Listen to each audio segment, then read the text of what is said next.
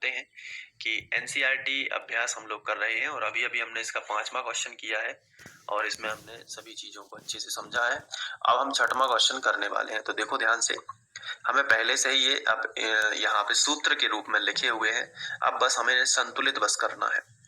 तो संतुलित करने के लिए आपको क्या करना पड़ेगा, ध्यान से देखो। पहले मैं पूरा समीकरण ये पहले नंबर का लिख लेता हूँ। देखो ध्यान से, मैं पूरा लिख लेता हूँ। ये देखो हमने लिख लिया। अब इसको संतुलित करना है, तो जो सबसे कम जगह पर आए हैं पहले उनको देखो। यहाँ पे कैल्शियम एक बार है, यहाँ पे कैल्शियम है। कैल्शियम संतुलित है, तो कोई अब टेंशन नहीं है, कैल्शियम से कुछ भी छेड़छाड़ नहीं होगी। अब देखो नाइट्रोजन, नाइट्रोजन यहाँ पे एक बार है। आप देख रहे हैं नाइट्रोजन यहाँ पे कितना है, एक बार है। लेकिन यहाँ पे देखो नाइट्रोजन कितने बार है, 2 बार है। तो इस वाले नाइट्रोजन में 2 का गुणा करना पड़ेगा, तो नाइट्रोजन यहाँ पे बैलेंस हो गया। लेकिन इस चक्कर में ऑक्सीजन देखो कितना हो गया, 3 दूनी 6, कितना ऑक्सीजन हो गया, और 2 हाइड्रोजन है, तो 2 हाइड्रोजन तो यहाँ पे है। लेकिन देखो 2 हाइड्रोजन ये है और 2 हाइड्रोजन ये भी है, तो टोटल कितने हाइड्रोजन है, 4 हाइड्रोजन। लेकिन इस तरफ तो केवल 2 है, तो 2 का गुणा यहाँ पे भी कर दो। अब ऑक्सीजन बस संतुलित कर लो, बाकी सब सही है।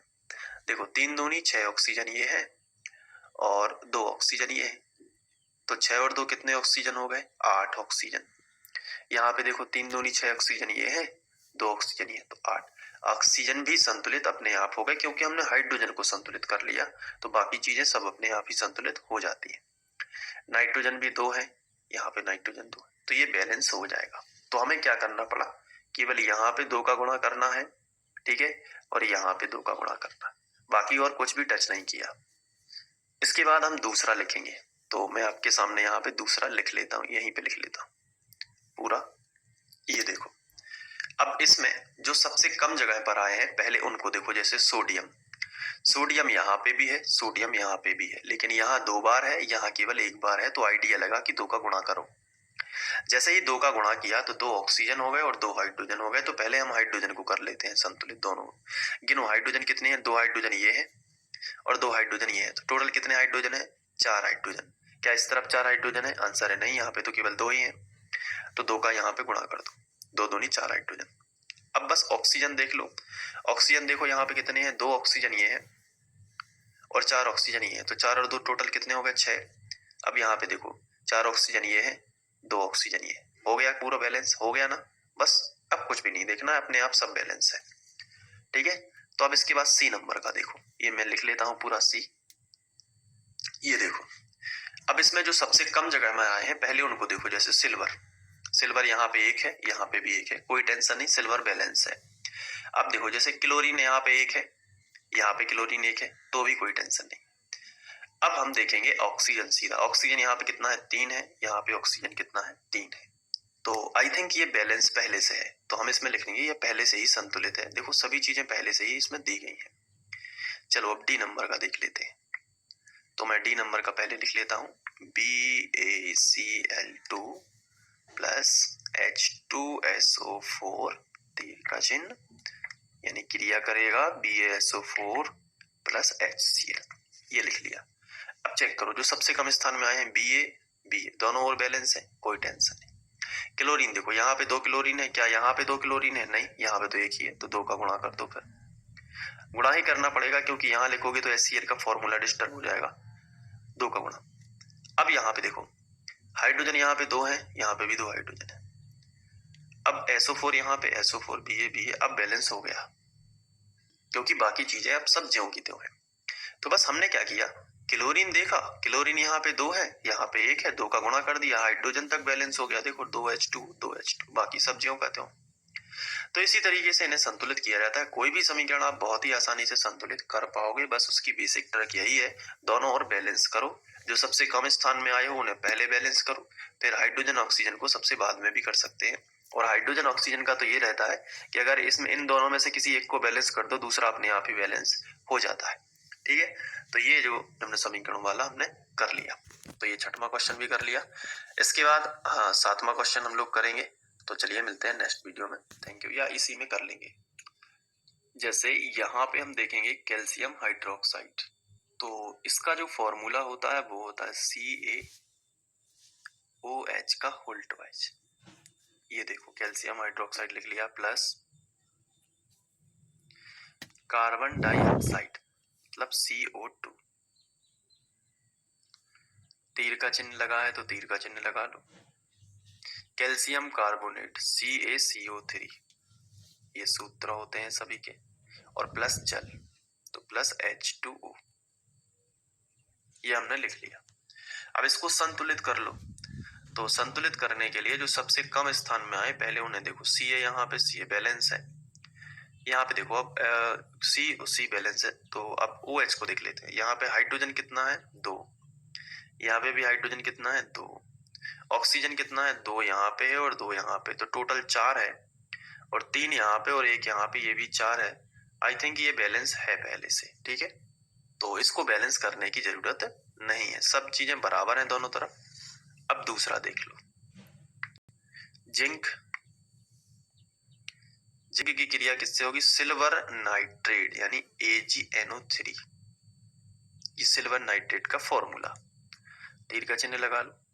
जिंक नाइट्रेट, जिंक यानी ZnNO3 का होल ट्वाइस, तो NO3 का होल ट्वाइस, क्योंकि यहाँ पे अगर हम बात करें तो सिल्वर से डबल आयन होते हैं, इसलिए सिल्वर एक, तो एक NO3 ले जाता है साथ में, लेकिन Zn को 2 चाहिए होते हैं।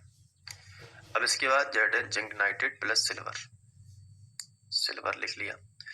अब देखो यहाँ पे नाइट्रोजन कितने बार है, यहाँ पे देखो सिल्वर तो सिल्वर बराबर है, नाइट्रोजन चेक कर लो, जिंक भी एक बार है, नाइट्रोजन यहाँ पे देखो 3, नाइट्रोजन कितना है 1 बार, और यहाँ पे नाइट्रोजन कितना है 2 बार, होल ट्वाइस लगा है ना, तो ये कितने बार माना, क्योंकि कोष्टक लगने के बाद 2 लिखा है तो कोष्टक में नाइट्रोजन भी है, और नाइट्रोजन कितने बार है 2 बार, लेकिन यहाँ पे नाइट्रोजन 1 ही बार है, तो 2 का गुणा कर दो, 2 नाइट्रोजन हो जाएंगे। अब इस चक्कर में सिल्वर भी 2 हो चुके हैं, तो सिल्वर में भी 2 का गुणा कर दो, 2 सिल्वर हो गए।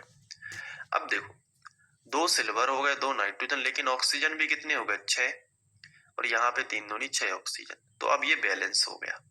अब C नंबर पर जाएंगे, एल्यूमिनियम प्लस कॉपर क्लोराइड, तो एल्यूमिनियम के लिए तो Al बनाते हैं, और कॉपर क्लोराइड के लिए बनाएंगे CuCl,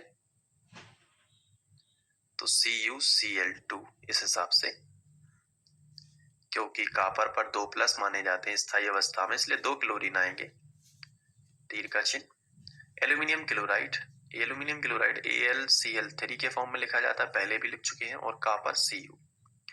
अब इसको हमें बैलेंस करना है, तो यहाँ पे चेक कर लो, कॉपर 1 है, एल्यूमिनियम 1 है, कॉपर 1 एल्यूमिनियम 1, कॉपर 1 एल्यूमिनियम 1 बराबर है। यहाँ पे देखो Cl2 2 क्लोरीन है, यहाँ पे 3 क्लोरीन है, तो कम से कम हमें 2 का गुणा तो करना पड़ेगा, 2 का गुणा करेंगे तो 2 दूनी 4 हो जाएगा, तो 2 कॉपर हो गया, तो कॉपर में भी कितने का गुणा कर दिया 2 का। अब देखो क्लोरीन तो हो गया 4, लेकिन यहाँ पे कितना क्लोरीन है 3, तो अब हम यहाँ पे क्या करेंगे, यहाँ पे तो कम से कम हम इस तरीके से गुणा करें कि ये वाला क्लोरीन आराम से बैलेंस हो सके, तो हम 3 का गुणा कर देंगे यदि, तो 3 दूनी 6 क्लोरीन हो जाएगा, तो हम यहाँ पे 2 का कर सकते हैं, क्योंकि 2 तिया 6 क्लोरीन और 2 एल्यूमिनियम हो गया, तो 2 का यहाँ भी गुणा हो जाएगा, लेकिन 3 कॉपर हो गया तो 3 कॉपर कर लेते हैं, अब ये बैलेंस हो गया, ठीक है। तो ऐसे दिमाग लगाना पड़ता है, लॉजिक लगाना पड़ता है। चलिए अब इसके बाद डी नंबर का करेंगे, बेरियम क्लोराइड कैसे होता है, BaCl2 बेरियम क्लोराइड, प्लस क्या है पोटेशियम क्लोराइड KCl, तीर का चिन्ह, बेरियम सल्फेट यानी BaSO4, और प्लस क्या है पोटेशियम क्लोराइड यानी KCl, पोटेशियम क्लोराइड फिर से है क्या, पोटेशियम क्लोराइड पोटेशियम सल्फेट है यहाँ पे, सॉरी पोटेशियम सल्फेट SO4, ठीक है। तो SO4 पर डबल माइनस होते हैं, इसलिए 2 प्लस चाहिए, 2 K चाहिए, तो K2SO4 पोटेशियम सल्फेट ऐसे लिखा जाएगा। चलो अब इसको संतुलित कर लो, Ba 1 बार है, 1 बार यहाँ पे, पोटेशियम देखो यहाँ पे कितने बार है 2 बार, यहाँ पे 1 ही बार है, तो 2 का गुणा कर लो, 2 पोटेशियम हो गए, लेकिन क्लोरीन भी कितने हो गए 2, यहाँ पे भी 2 क्लोरीन है, बाकी SO4 भी है, बाकी सब संतुलित है, ठीक है। तो इस तरीके से रहेगा ये, तो ये बैलेंस होते जाएंगे। इसके बाद 8वां क्वेश्चन है, 8वां क्वेश्चन जो है उसको मैं अभी कर लूंगा। पहले ये देख लो कि ये आपको समझ में आया कि नहीं, एक बार रिवीजन भी कर लेना इसका।